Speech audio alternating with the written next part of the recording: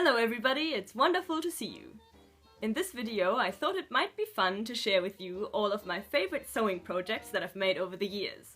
I started sewing around 7 years ago and I learned from my dad, who used to design and sew costumes.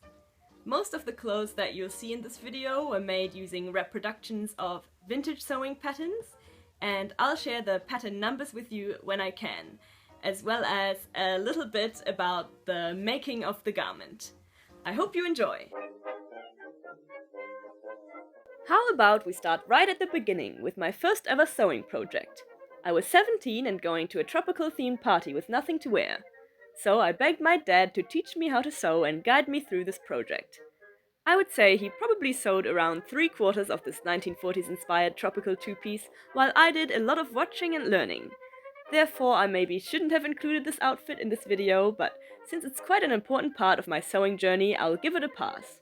I haven't been to a tropical party since, so I've rarely worn the set in its entirety, but the top gets worn a lot every summer, which is why, if you look closely, the skirt is a much brighter orange due to less sun exposure. I never actually completed the skirt's side opening, which is why I'm wearing it with a safety pin. I should probably get around to fixing that. This was my second big sewing project, and this gown was based on the V8811 pattern.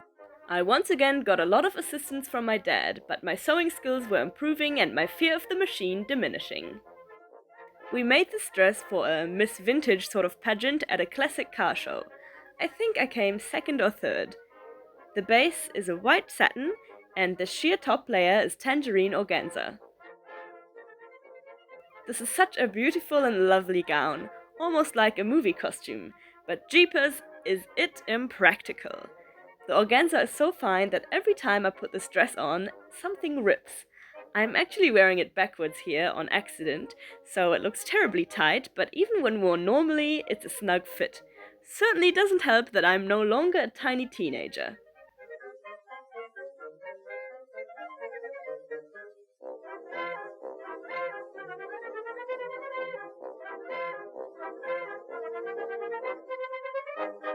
My favorite feature of this dress is the gorgeous neckline. Here's a closer look at it. Of course, what I'm wearing at the front is actually supposed to be at the back, and vice versa.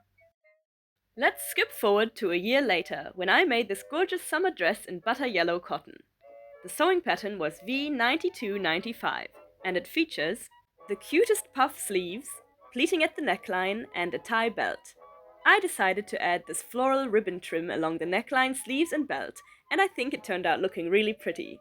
I think it has quite a Bavarian look to it, and even though I was born on the opposite side of Germany, it makes me nostalgic.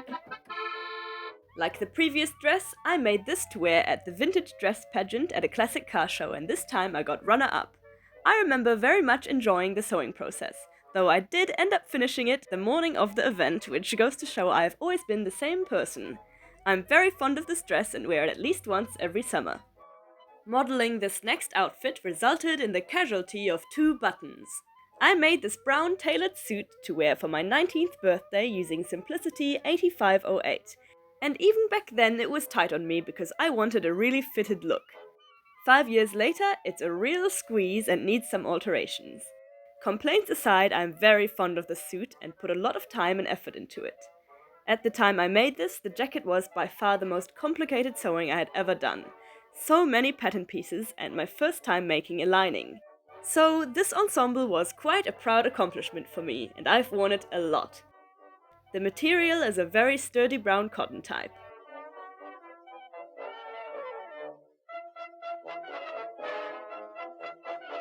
The only thing I don't like about this suit is my horrendous attempt at bound buttonholes, where I must have read the instructions wrong because this is a disaster. I hope to redo them soon, as well as, of course, reattaching the buttons, and this suit will be back in circulation. Next up is another birthday dress. I made this one for my 21st. It's made of dark brown wool and features a high neckline, buttons at the back, and bishop sleeves, my favorite. I combined 2 sewing patterns to make it. The top half is Simplicity 8736, and the skirt is V9295. It's very comfortable and warm, and it's one of my favorite sewing creations as well as being one of my favorite garments in general. It's wonderful as a plain day dress, but it can also be dressed up with some accessories as an evening look. Sewing this dress was quite memorable as I was suffering from an awful bout of coronavirus while making it, and I took so long that I was still sewing on the buttons in the hotel room on the night before my birthday. Although, as you'll find out later in this video, that's not actually the closest I've come to missing a sewing deadline. Anyway, I love this dress.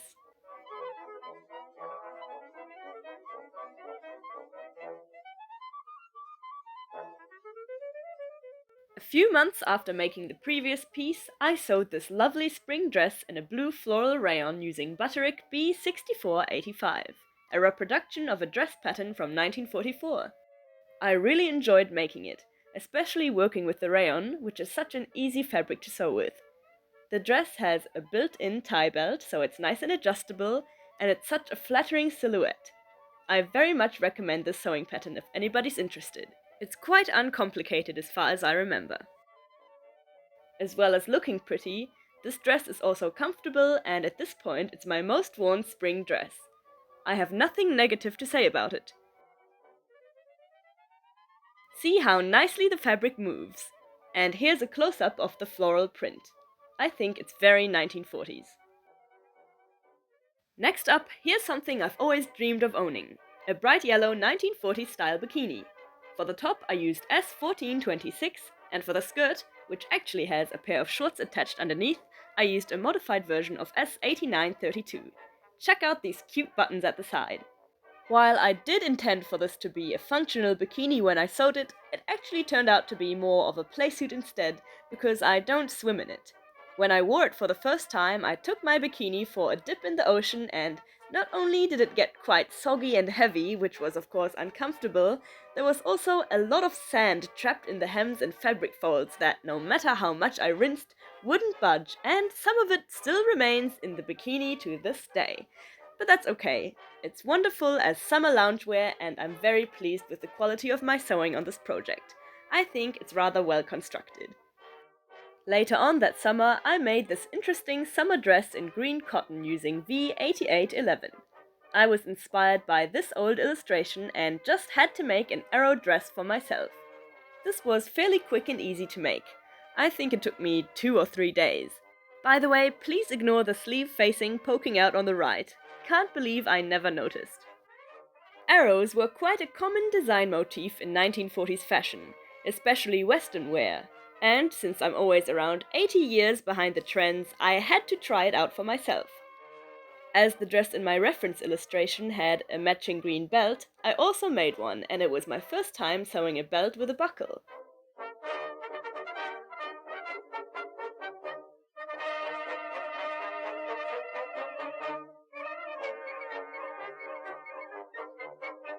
Here is a closer look at the arrow.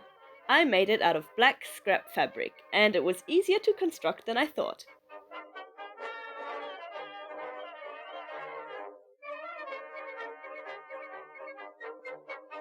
I did a lot of sewing that summer, and the last thing I made was this cute 2-piece playsuit that was formerly a second-hand tablecloth. For the top I used the pattern S8654, just without the sleeves, and the shorts are S8932, view B. I love this outfit, and it gets a lot of wear during the warm weather. The pattern for the shorts is actually meant to be a swimsuit, but I find that it can be made into fantastic everyday shorts, and I've made several using this pattern. The stitches around the zipper are coming apart a bit, but that's an easy fix. The one criticism I have about this outfit is that it was certainly not designed with curvaceous ladies in mind, because it's meant to be worn without a bra, and some people, like me, are simply not built to take such liberties. Oh well, you can't have it all. I sewed this dress to wear for my 22nd birthday. The pattern is B6374, and I used a gorgeous royal blue rayon crepe fabric. I did make a couple of alterations. Firstly the sleeves, which I decided to make bishop sleeves instead, and I took the waist in about 1,000 times because I wanted a very tailored look. I'm so happy with how this dress turned out. It's perfect 1940s cocktail party attire, and I think it looks wonderful on stage. But unfortunately, the sewing process is a rather unpleasant memory. Somehow I procrastinated so terribly that I only had a week to make this, and of course it took so much longer than I predicted. I was still hurriedly stitching the hem with tears in my eyes minutes before I had to leave. As a result, my work is a bit rushed and not my neatest sewing by far. I also spilled nail varnish on the collar, which has never come out. One last complaint, this fabric wrinkles at the drop of a hat, which is most discouraging. Still, I can't help liking this dress a lot. Whew, that was some fast talking. Sorry about that, everybody. Christmas 2023 was the occasion that inspired my next creation. A long-sleeved rendition of B6485, which, as you've seen, I've made once before. I once again used rayon, green floral this time, and it was a pleasure to sew. I know vintage reproduction patterns can be hit or miss, but I think this one has such an authentic shape and they did a great job. Here's a closer look at the print. In true Melina fashion, I only finished sewing this the morning of Christmas Eve, but at least this time I didn't cry and the quality of my work was up to scratch. On to some casuals now. Here's the first pair of slacks I ever made, way back when I was 18. I can no longer zip them up, which is rather humbling. The pattern was Simplicity 8447, and in all honesty, they're not particularly well made, but I wore them to death back in the day and was oh so fond of them. Next we have my current favorite pair of slacks. Right now it's autumn and I'm wearing them almost every day. In fact, I'm wearing them right now when I'm recording this. I made them a couple of years ago using Simplicity 9635, which is actually a pajama pattern that I heavily adjusted. I love the pleats at the waist and they're just so darn comfortable. I suppose that has something to do with them being made from a pajama pattern. They're the perfect everyday 1940s style slacks. Now I just need 10 more pairs. The blouse I'm wearing is also one of my creations. It's Simplicity 8736 View A, and it features the sweetest Peter Pan collar and darts at the waist. I made it last year and it's a great wardrobe staple. I did put the zipper in a bit too high and I still haven't gotten around to fixing it yet, but I'm sure someday I'll do it. After I made the blouse, I made this brown vest to wear it with. No pattern number for this one since I drafted it myself. It matches the skirt I made of the same fabric, so I can wear them as a set. Pattern drafting is always an adventure, but I think this one wasn't too complicated. A small skip back in time to spring of 24 when I made this navy blue skirt and bolero set. The pattern is S8462, although I altered the skirt to be a bit less full because the fabric is on the thicker side. I love, love, love this outfit. Truly the pinnacle of 40s style, and I wish I had this in several different colors, but I must admit that I found the bolero rather difficult to sew. Tears may or may not have been involved. Not making that one again. In a way, the confusing sewing process makes me appreciate this outfit more. Has anyone watching this struggled with S8462's bolero? Please let me know.